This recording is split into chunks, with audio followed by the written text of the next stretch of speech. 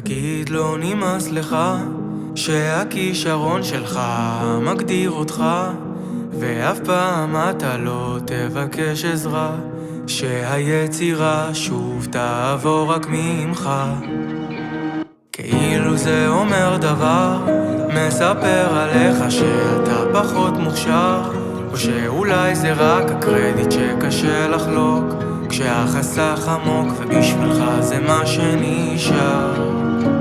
רוצה לזכור, להאמין שיש בי אור שלא תלוי באף שיר, זה לא מה שמגדיר אותי.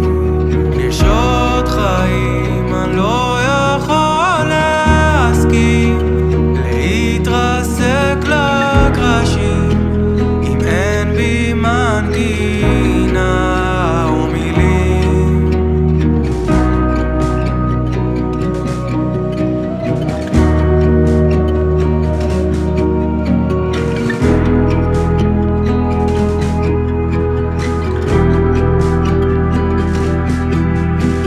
ומה אם מחליט לפרוש, אם אראה שאני לא הולך לתת בראש, וכנראה שהחלום הזה היה נידון מראש לכישלון, האם אולי רק כך ארגע, כשאין דבר שיאיים, שיתפוסתי בגרון כשאני לא נושם, הידיים חשופות ואני לא אשם, עכשיו מתקן.